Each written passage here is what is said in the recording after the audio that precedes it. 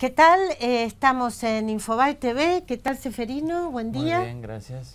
Bueno, estamos aquí con un importante economista, con Jorge Todesca, licenciado. Buen día, ¿cómo le va? Gracias por estar aquí en Infobae TV. Gracias a ustedes por invitarme. Un placer. Bueno, estamos realmente ansiosos por ver qué actitud va a tomar el juez Griesa mañana en los pagos de Wall Street, las repercusiones que va a tener en la Argentina. ¿Cuál cree que va a ser, licenciado Todesca, la posición de la Argentina? La posición de la Argentina no la sé bien. La impresión que todos tenemos es variable. Un día a uno le parece que se acerca a la negociación, otro día que se aleja por las manifestaciones de ambos lados. También esta cosa que se llama Argentine Task Force o cosa parecida ha publicitado una solicitada que para mí es una vergüenza en su contenido, en sus juicios y demás. Pero bueno, formará parte de esta guerra. A mí me parece que si el juez Griesa levanta esto que se llama, o sea, repone esto que se llama stay, o sea, una suerte de tregua en el hecho de que la Argentina esté obligada a pagar a los nuevos acreedores si paga a los acreedores previamente reconocidos. Si abre esa ventana, yo creo que eso da la oportunidad y la obligación al gobierno argentino de sentarse a la mesa a ver cómo cumple con la ejecución de la sentencia. Pero usted comentaba que hay versiones sobre una presunta decisión argentina de patear la mesa de las negociaciones. Porque también del otro lado hay versiones que dicen se va a levantar el stay, se va a reponer, perdón, el stay un día.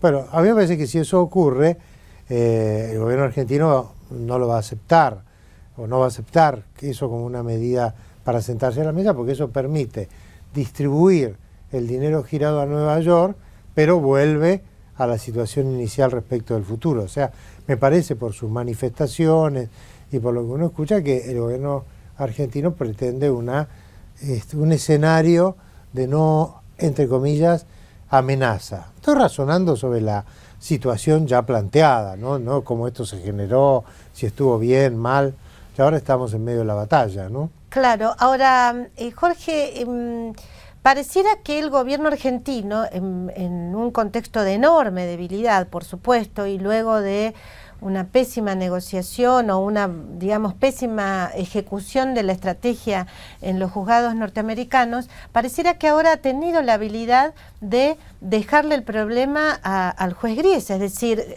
ya hay casi una... no sé, una demanda sobre el juez Griesa para que realmente reponga ese stay, como si el problema lo hubiera creado el juez Griesa. No solo en la Argentina, hay bastantes voces a nivel internacional, analistas que escriben en medios importantes como la revista Foreign Affairs o el Financial Times. O The Economist, ¿no? O algunas notas que he leído en The Economist. Claro, hay muchos analistas que dicen, bueno, todo estuvo mal con la Argentina, pero esta es una medida, obviamente legal, dicen fundamentalista, o sea, muy extrema, ¿no? Y finalmente la comunidad internacional dice, no se tiene que caer la negociación de Argentina. Esto nos arma un lío adicional en un escenario que no está para nada ordenado, con montones de problemas de otra índole, ¿no? Políticos, que ustedes van a analizar en otro momento, pero entonces lo menos que se necesita es una turbulencia financiera de que se cae una reestructuración de la deuda, que yo no creo que vaya a ocurrir. ¿Usted cree todavía que no va a ocurrir eso, que no vamos al default? O si vamos, bueno, hay una discusión técnica en si hay un poquito de default. Selectivo. Claro, selectivo, técnico o lo otro. Me parece que en realidad nadie tiene claro la extensión del problema y demás, porque es una cosa extraordinariamente compleja, pero creo que no va a ser ni blanco ni negro, ¿no? Como suele ocurrir en estos procesos, y me parece que el gobierno va a defender la idea de que el gobierno, no ha hecho un default de la deuda que el propio gobierno renegoció, sino que si en todo caso los pagos no se hacen, son por estos obstáculos, ¿no? Son porque, digamos, justamente por este tema, esta medida extrema, si se quiere, claro, legal, exacto, pero tal vez legalista o fundamentalista, claro, del juez Griesa lo impide. Pero bueno, ahí está la habilidad justamente del gobierno argentino, ¿no? De ponerle el problema a él. Sí, sí, sí. La verdad, notable. Sí, ha habido, sí, creo que ha habido un buen reflejo político basado en que también, del otro lado, creo que la palabra fundamentalismo es buena para este caso. Ha habido un poco de fundamentalismo, aunque sea legal, aunque la Argentina se haya comportado muy mal durante el juicio y todo lo demás, ¿no?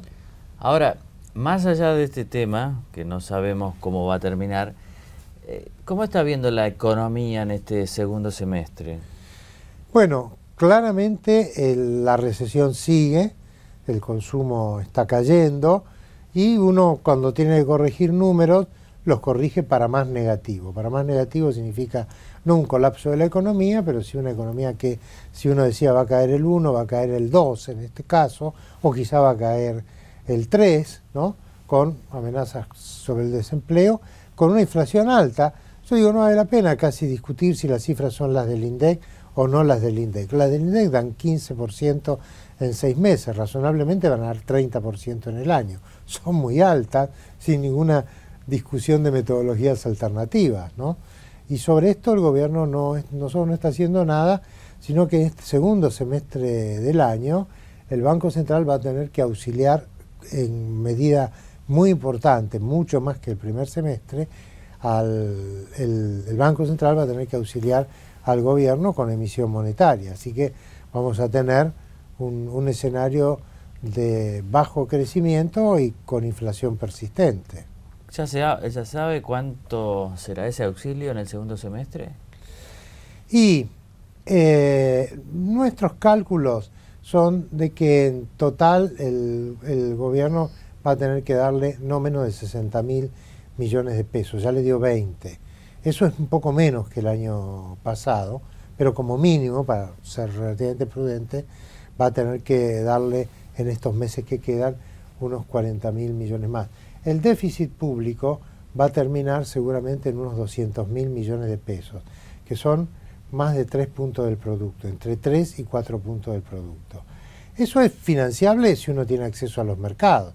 Si uno no tiene acceso a los mercados y le agrega a eso además un par de puntos más de las provincias, los municipios y demás, estamos en una situación fiscal complicada y el acceso a los mercados, justamente a raíz de lo anterior, me parece que está muy lejos en el tiempo. ¿Aun cuando se resuelva esta situación? Y sí, porque no va a ser mecánico, ¿no?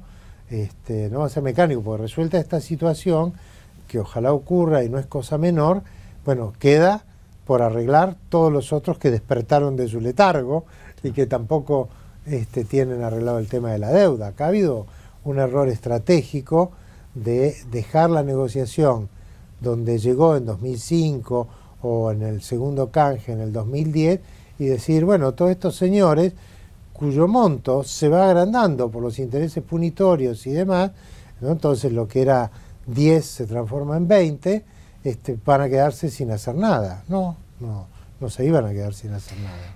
Otro error estratégico lo ha involucrado a usted y a su consultora FinSupport en forma personal, se puede decir, porque el secretario de Comercio en ese momento, Guillermo Moreno, le inicia una demanda porque a FinSupport y otras consultoras por difundir los datos más cercanos a la realidad en materia de inflación. Recordemos, Jorge, ese error estratégico, digamos, ¿qué era lo que Guillermo Moreno quería tapar? ¿Qué era lo que le molestaba de la información que ustedes daban a la opinión pública? Yo supongo que la enorme diferencia entre los índices oficiales y los nuestros, que era más o menos una diferencia de 1 a 3. Ahora por ahí hay diferencias con el INDEC, son menores, son de algunas décimas, y yo hasta digo, como comentamos hace un rato, ni vale la pena que la discutamos porque el nivel es alto, pero ahí el nivel de inflación de la Argentina era un nivel que se calculaba en 7, 8% anual, cuando estaba en 24, 25, 26. Y evidentemente esto molestaba, se usó un mecanismo que obviamente no era aplicable, como la ley de lealtad comercial. Bueno, esto llegó a la Suprema Corte, que revirtió, dejó sin efecto todas las medidas de la Secretaría de Comercio. Pero además tenía que ver con una vocación de ocultar, obviamente, lo que de verdad pasaba. Pero, ¿por qué se quería ocultar la inflación? O sea, realmente forma parte de un error severo de política económica. Yo supongo porque, a ver, el gobierno todavía tiene muchos funcionarios. La idea de que si hay desequilibrio fiscal, emisión monetaria, eso no tiene nada que ver con la inflación. En un extremo del pensamiento económico hay quienes dicen esto explica el 100%. En otro extremo están los que dicen esto no importa nada. Creo que en el medio estamos la mayoría, donde decimos esto es un factor inflacionario, sobre todo si persiste a lo largo del tiempo, que se conecta con otros factores inflacionarios, la carrera precio-salario, las imperfecciones. Lo que se llama la puja distributiva. La puja distributiva, las imperfecciones en nuestro mercado, que hay oligopolios, que hay monopolios, bueno, las restricciones a las importaciones. Que hay empresarios que quieren ganar más. Sí, por eso, que pueden, porque el mercado es imperfecto, ¿no? Pero que en condiciones de estabilidad y mayor competencia tienen una utilidad normal, podríamos decir. Bueno, entonces, pero ellos están colocados en un extremo del arco, ¿no? El extremo en el que dice, no importa cuánta emisión monetaria, esto impulsa la demanda, hace crecer la economía. Durante los primeros años en que esto ocurrió, eso fue lo que pasó, hubo baja inflación y alto crecimiento, pero después no sigue la inversión, no sigue el aumento de la oferta, entonces este impulso a la demanda a través de la mayor emisión produce inflación y además produce obviamente desconfianza en la moneda nacional. No porque se haya emitido tanto si uno lo compara con Estados Unidos, pero no se puede comparar. Claro. La política monetaria de Estados Unidos con una moneda que es moneda de reserva internacional, o el euro, si fuera el caso, con nuestro ajetreado peso, que cuando la gente, los inversores, los más informados, ven que hay una cantidad excesiva en el mercado, excesiva para términos argentinos, se dan vuelta y buscan dólares para atesorar. Bueno, eso fue lo que ocurrió. Y el ocultamiento, sinceramente, es difícil de explicar. Yo creo que a lo mejor era porque lo consideraban un fenómeno pasajero, claro, o este tipo de cosas. Evidentemente había un error monstruoso de diagnóstico. Yo estuve ahora en Montevideo mirando diarios de lo que pasaba en la Argentina del 45 al 55 y una cosa que me llamaba la atención es que en ese tiempo, frente a la inflación, Perón reaccionaba metiendo presos a los almaceneros, pero centenares de almaceneros metió presos y empresarios. Había un comisario. Incluso el que estaba a cargo del control de los precios era un policía, el jefe de la Policía Federal. Era Miguel una cosa, Gamboa. Sí, Miguel Gamboa.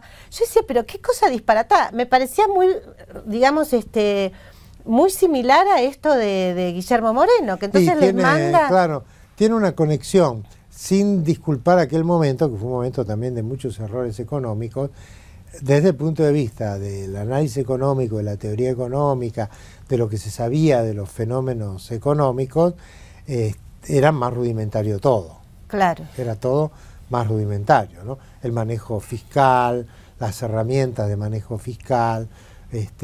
Recordemos que el Banco Central de la República Argentina se fundó en 1935. Claro. O sea, en 1945 teníamos 10 años de Banco claro. Central, apenas estrenado.